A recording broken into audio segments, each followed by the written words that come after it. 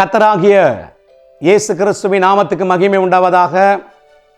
Cross TV தொலைக்காட்சி நேயர்களுக்கு இனிய கிறிஸ்மஸ் நல்வாழ்த்துக்களை கிராஸ் டிவியின் சார்பாகவும் இயேசுவின் இரத்த கோட்டை நல்ல சமாரியன் சபையின் சார்பாகவும் தூத்துக்குடி மாவட்ட நல்ல சமாரியன் ஐக்கிய சபைகளின் சார்பாகவும் அன்பான வாழ்த்துதலை உங்களுக்கு தெரிவித்துக் கொள்கிறேன். ஆண்டவராக இயேசு கிறிஸ்து பிலிப்பியர் 2வது அதிகாரத்தில் வாசிக்கிறோம், தேவனுக்கு சமமாய் இருப்பதை கொலையாடின பொருளாக எண்ணாமல் தம்மை தாமே வெறுமையாக்கி அடிமையின் ரூபம் எடுத்து சிலுவையின் மரண பரிந்தும் கீழ்ப்படிந்தவராகி தம்மை தாமே தாழ்த்தினார். கிறிஸ்து பிறப்பில் நினைக்க வேண்டிய பல முக்கியமான காரியங்களில் ஒன்று அவர் தாழ்த்தினார். மகிமையை துறந்தார், சிங்காசனத்தை துறந்தார்.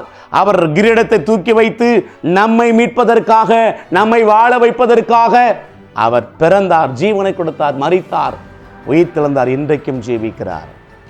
இந்த கிறிஸ்துவின் சிந்தையே வேதம் சொல்லுது, கிறிஸ்துவி இயேசுவில் இருந்த சிந்தையே உங்களில் இருக்க கடவது.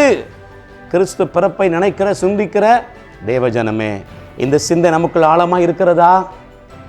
நமக்குள்ள தாழ்மை காணப்படுகிறதா? கீழ்ப்படிதல் காணப்படுகிறதா? நம்மை நாமே தாழ்த்துகிறோமா? நம்மை நாமே தாழ்த்தி இந்த கிறிஸ்துவின் அன்பை ஜனங்களுக்கு அறிவிக்கிறோமா? நாம் நம்மை தாழ்த்துவோம். வசனத்தை கீழ்ப்படிந்தவராகி தாழ்த்தினார். தேவனுடைய வார்த்தைக்கு கீழ்ப்படிந்து வாழ அர்ப்பணிப்போம். வசனத்தின்படி வாழ அர்ப்பணிப்போம். எல்லாவற்றுக்கும் மேலாக அவரால் சிங்காசனத்தில் இருக்க முடியவில்லை. ஏன் தெரியுமா? நம்மேல் வைத்த அன்பு, வெறித்தனமான அன்பு. அன்புதான் மகிமை விட்டு கொடுக்க வைத்தது. அன்புதான் மேன்மையை, மகிமை, சிங்காசனத்தை துறக்க வைத்தது.